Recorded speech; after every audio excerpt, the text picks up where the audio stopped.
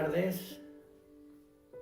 Soy su servidor, Ignacio Becerra Quirós, alumno del Centro de Estudios Superiores de la Ciudad de México, Instituto Rosario Castellanos, plantel Gustavo Amadero. Pues bien, en esta universidad estoy estudiando la carrera de licenciado en Derecho y Seguridad Ciudadana en el 6º semestre.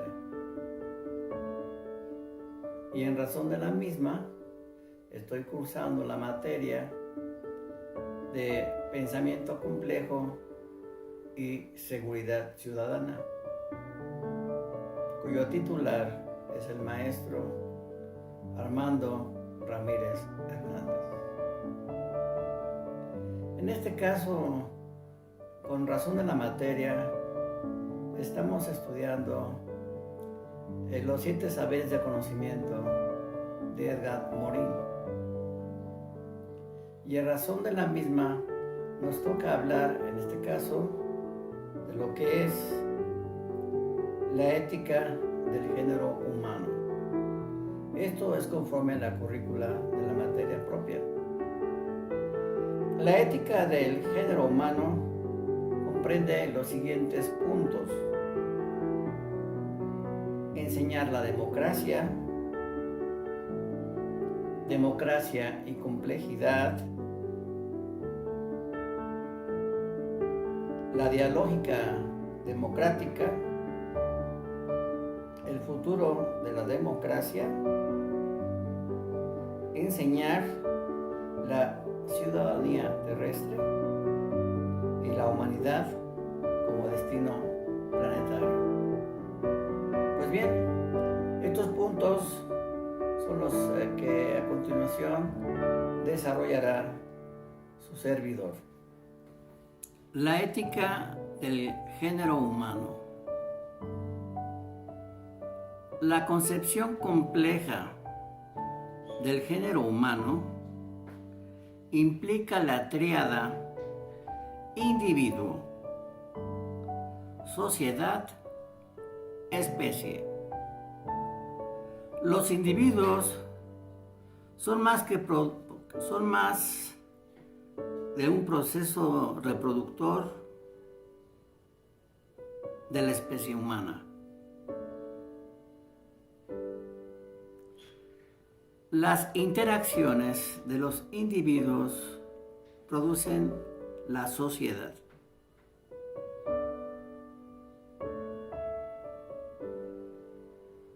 Y esta retroactividad actúa sobre los individuos. La cultura es en un sentido genérico. Emerge de dichas interacciones, las vincula y les da un valor individuo, sociedad, especie. Entonces se respaldan en un sentido fuerte, en donde se sostienen, se nutren mutuamente y se conectan. Así, en consecuencia, el individuo, la sociedad y la especie no solamente son inseparables, sino que son coproductores entre sí.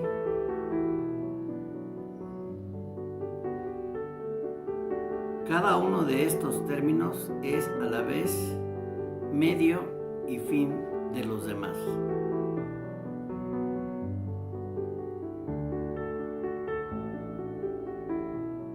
En consecuencia, estos elementos no podrían ser entendidos si son disasociados. Toda concepción del género humano significa desarrollo conjunto de las autonomías individuales, de las participaciones comunitarias y del sentimiento de pertenencia de la especie humana. Es así como nace una tríada compleja y emerge la conciencia. A partir de esto, una ética propiamente humana, es decir, antropoética, se debe considerar como una ética con estos tres términos: individuo, sociedad, especie, donde emerge nuestra conciencia y nuestro espíritu propiamente humano. Tal es la base para enseñar la ética por venir. La antropoética supone la decisión constante e ilustrada de asumir la humana condición del individuo social, especie, en la complejidad de nuestro ser. De dar forma completa a la humanidad en nosotros mismos, en nuestra conciencia personal. De asumir el destino humano con sus antinomias y su plenitud. La antropoética nos dicta una misión antropológica del milenio. Ello es obrar para la humanización de la humanidad, efectuar el doble piloteo del planeta, obedecer a la vida, guiar la vida, realizar la unidad planetaria en la diversidad, respetar en el prójimo al mismo tiempo la diferencia con uno y con la identidad con uno, desarrollar la ética de la solidaridad, desarrollar la ética de la comprensión y enseñar el desarrollo de la antropoética del género humano. La antropoética incluye así la esperanza de la realización de la humanidad como conciencia y ciudadanía planetaria. Incluye entonces, como toda ética, una aspiración y una voluntad, pero también una apuesta por lo incierto. Es conciencia individual más allá de la individual. El rizo individuo-sociedad, enseñar la democracia. El individuo y la sociedad existen mutuamente. La democracia permite la relación rica y compleja, individuo, sociedad, donde los individuos, la sociedad, pueden ayudarse, desarrollarse, regularse y controlarse mutuamente. La democracia se funda en el control del aparato del poder por los controles y con esto reduce la servidumbre determinada por un poder que no sufre la retroacción de aquellos a quienes somete. En tal sentido, la democracia es más que un régimen político, es la regeneración continua de un rizo complejo y retroactivo. Los ciudadanos producen la democracia que produce a los ciudadanos. A diferencia de las sociedades democráticas, que funcionan gracias a las libertades individuales y a la responsabilización de los individuos, las sociedades autoritarias o totalitarias colonializan a los individuos, que no son más que súbditos. En la democracia, el individuo es ciudadano, persona jurídica y responsable, que por parte expresa sus deseos, sus intereses y por otra parte es responsable y solidario con su urbe, es decir, con su sociedad. Democracia y complejidad. La democracia no puede ser definida de manera simple. La soberanía del pueblo ciudadano implica al mismo tiempo la autolimitación de dicha soberanía por la obediencia a las leyes y a la transferencia de soberanía a los elegidos. La democracia implica al mismo tiempo la autolimitación de la influencia del Estado, por la separación de los poderes, la garantía de los derechos individuales y la protección de la vida privada. La democracia evidentemente necesita el consenso de la mayoría de los ciudadanos y el respeto de las reglas democráticas. Necesita que el mayor número de los ciudadanos crea en la democracia. Pero además del consenso, la democracia también necesita diversidad y antagonismos. La experiencia del totalitarismo puso de relieve un carácter clave de la democracia, su vínculo vital con la diversidad. La democracia supone y nutre la diversidad de los intereses, así como la diversidad de las ideas. El respeto de la diversidad significa que la democracia no puede ser identificada como una dictadura de la mayoría sobre las minorías. Debe implicar el derecho de las minorías.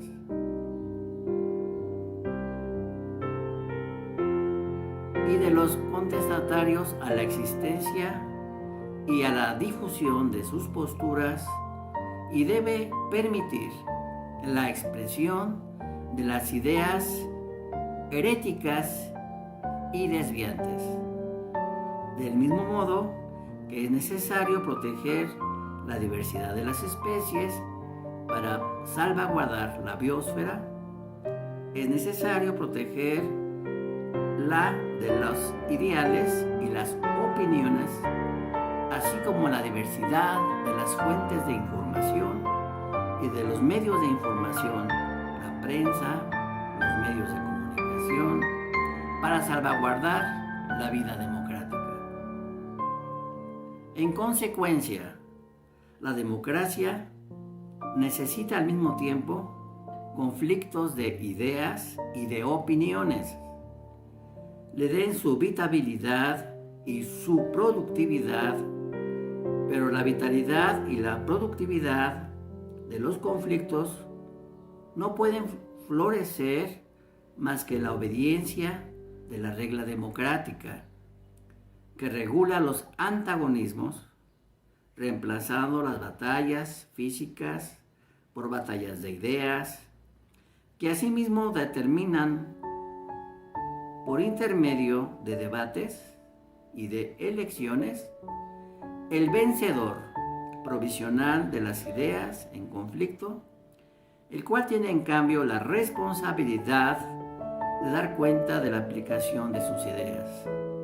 Así, al exigir al mismo tiempo consenso, diversidad y conflictuabilidad, la democracia es un sistema complejo de organización y de civilización, políticos, que nutre y se nutre de la autonomía del espíritu de los individuos, de su libertad de opinión y de expresión, de su civismo, que nutre y se nutre del ideal, libertad, igualdad, fraternidad, el cual implica una conflictualidad creadora entre sus tres términos inseparables. La democracia constituye entonces un sistema político complejo en el sentido que vive de pluralidades, competencias y antagonismos al mismo tiempo que sigue siendo una comunidad. Así la democracia constituye la unión de la unión y la desunión tolera y se nutre endémicamente, a veces eruptivamente, de los conflictos que le dan su vitalidad. Vive de pluralidad, incluso en la cima del Estado.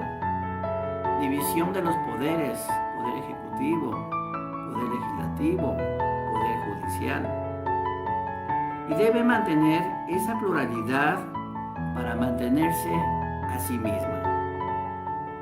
El desarrollo de las complejidades políticas, económicas, sociales, nutre el desarrollo de la individualidad y ésta se afirma a partir de ello en sus derechos del hombre y del ciudadano.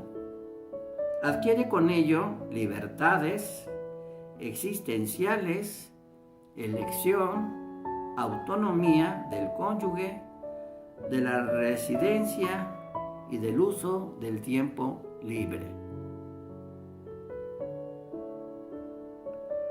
La dialógica democrática. Así todos los rasgos importantes de la democracia tienen un carácter dialógico que enlaza de manera complementaria unos términos antagonistas, consenso, conflictualidad, libertad, igualdad, fraternidad, comunidad racional, antagonismos sociales e ideológicos. Finalmente, la democracia depende de las condiciones que dependen de su ejercicio. Ese espíritu cívico, aceptación de las reglas del juego democrático. Cabe señalar que las democracias son frágiles, viven de conflictos, y estos pueden ser sumergirla. La democracia no está todavía generalizada sobre el conjunto del planeta, que incluye muchas dictaduras y residuos de totalitarismo del siglo XX o gérmenes de nuevos totalitarismos. Seguirá estando amenazada en el siglo XXI. Además, las democracias existentes no están completas, sino incompletas o inacabadas. La democratización de las sociedades occidentales ha sido un largo proceso que se han proseguido de manera muy irregular en ciertos terrenos, como el acceso de las mujeres a la igualdad, con los hombres en la pareja, el trabajo, el acceso a las carreras públicas. El socialismo occidental no pudo corregir, democratizar la organización económico-social de nuestras sociedades. Las empresas siguen siendo sistemas autoritarios, jerárquicos, democratizados muy parcialmente en base de consejos o de sindicatos. Es seguro que existen límites de la democratización en organizaciones cuya eficacia está fundada en la obediencia, como el ejercicio. Pero no podemos preguntar cómo lo descubren algunas empresas. No se pueden adquirir con otra eficacia apaleando a la iniciativa y a la responsabilidad de los individuos o de los grupos. De todas maneras, nuestras democracias implican carencias y lagunas. Así, los ciudadanos implicados no son consultados sobre las alternativas en materia, por ejemplo, de transporte, de trenes de alta velocidad, de aviones de gran capacidad, autopistas, etc. No solamente están los incumplimientos democráticos, hay procesos de regresión democrática que tienden a desposeer a los ciudadanos de las grandes decisiones políticas, por el motivo de que estas son muy complicadas y requieren ser tomadas por expertos, por tecnócratas,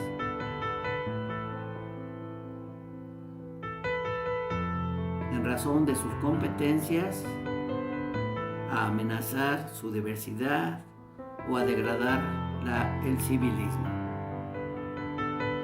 Estos procesos de regresión están vinculados con el crecimiento de la complejidad de los problemas y con el modo mutilador de tratarlos. La política es fragmentada en diversos terrenos y la posibilidad de concebirlos juntos se disminuye o desaparece. Al mismo tiempo, hay una despolitización de la política que se autodisuelve en la administración, la técnica, el peritaje, la economía, el pensamiento cuantificador, sondeos, estadísticas. La política en mijuras pierde la comprensión de la vida, de los sufrimientos, de las angustias, de las soledades, de las necesidades no cuantificables. Todo esto contribuye a una gigantesca regresión democrática, con lo que los ciudadanos se ven desposeídos de los problemas fundamentales del urbe, en este caso de la sociedad. El porvenir de la democracia. La democracia en el siglo XXI estarán cada vez más confrontadas con un problema gigantesco, nacido del desarrollo de la enorme máquina donde la ciencia, la técnica y la burocracia están íntimamente asociadas. Esta enorme máquina no produce solamente conocimiento y eludización, también produce ignorancia y ceguera. Los desarrollos disciplinarios de las ciencias no solamente han adoptado las ventajas de la división del trabajo, también aportaron los inconvenientes de la superespecialización, de la separación, de la fragmentación del saber. Este último se ha vuelto cada vez más esotérico, accesible solo a los especialistas, y anónimo, concentrado en bancos de datos y utilizando por instancias anónimas. En primer lugar, por el Estado. También el conocimiento técnico está reservado a los expertos, cuya competencia es un terreno cerrado y viene acompañado de una incompetencia cuando ese terreno está parasitado por influencias exteriores o es modificado por acontecimientos nuevos. En semejantes condiciones, el ciudadano pierde el derecho del conocimiento. Tiene derecho a adquirir un saber especializado realizado en estudios ad hoc, pero es desposeído en tanto que ciudadano todo punto de vista que sea global y pertinente. El arma atómica, por ejemplo, ha desposeído completamente al ciudadano en la posibilidad de pensarla y de controlarla. Su utilización generalmente está librada a una decisión solo del jefe del Estado, sin consultar a ninguna instancia democrática regular. Cuando más técnica se vuelve la política, tanto más la competencia democrática produce regresión. El problema no solamente se plantea para la crisis o la guerra, es de la vida cotidiana. El desarrollo de las tecnocracias instala el reino de los expertos en todos los terrenos que hasta este momento correspondían a las discusiones o a las decisiones políticas, y suplanta a los ciudadanos en los terrenos abiertos a las manipulaciones biológicas de la paternidad, de la maternidad, del nacimiento, de la muerte. Estos problemas entraron en conciencia política ni en el debate denominado democrático del siglo XX, salvo en pocas excepciones. Más profundamente, el foro, que crece entre unas tecnologías, unas tecnocracias esotéricas hiperespecializadas y los ciudadanos, crea una dualidad entre los conocedores, cuyo conocimiento es, por un lado, fragmentario, incapaz de contextualizar y de globalizar, y los ignorantes, es decir, el conjunto de ciudadanos. Así se crea una nueva fractura social entre una nueva clase y los ciudadanos. El mismo proceso está en marcha en el acceso de las nuevas tecnologías, de la comunicación entre los países ricos y entre los países pobres. Los ciudadanos son rechazados fuera de los terrenos políticos, cada vez más acaparados por los expertos, y la dominación de una nueva clase impide, de hecho, la democratización del conocimiento.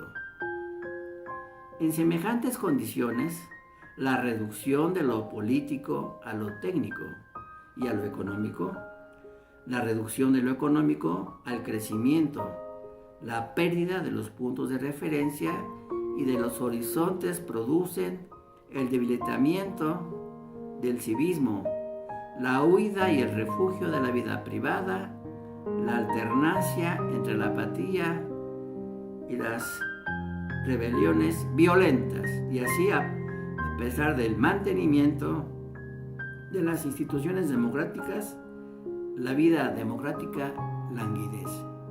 Es pues en estas condiciones a las sociedades con reputación de democráticas se plantea la necesidad de regenerar la democracia, mientras en gran parte del mundo el problema se plantea es el de generarla.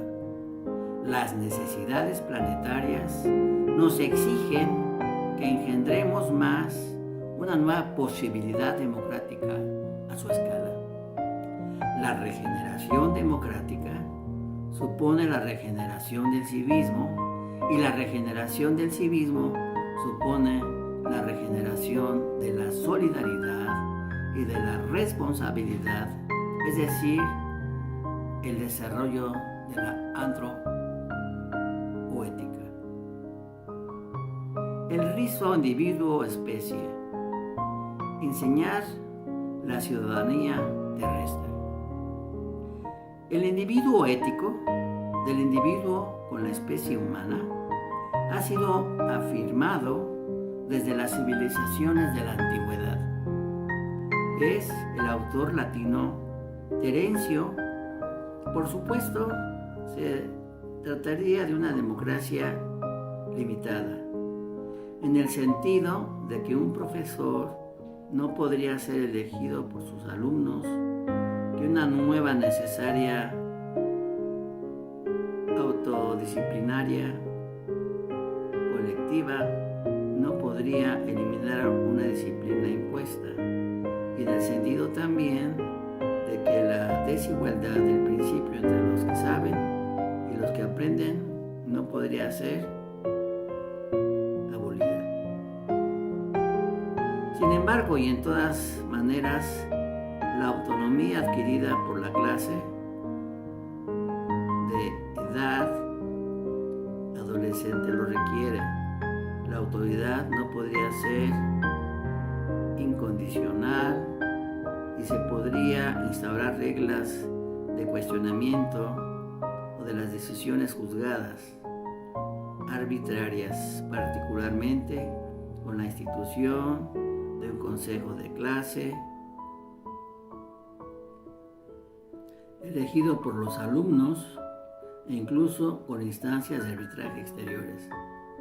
La reforma francesa de los laicos realiza en el año de 1999 instaura este tipo de mecanismos, pero sobre todo la clase de ser el lugar de aprendizaje, del debate, argumentado en las reglas necesarias para la discusión de la toma de conciencia de las accesibilidades y los procedimientos de comprensión del pensamiento del prójimo, de la escucha y del respeto de las voces minoritarias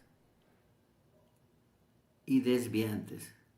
Por eso, el aprendizaje de la comprensión debe desempeñar un papel primordial en el aprendizaje democrático. Sus personajes de verdugo de sí mismo, dijera homo sum nihil ami alledium, pudo, soy humano y nada de lo humano me es ajeno. Esta antropoética ha sido recubierta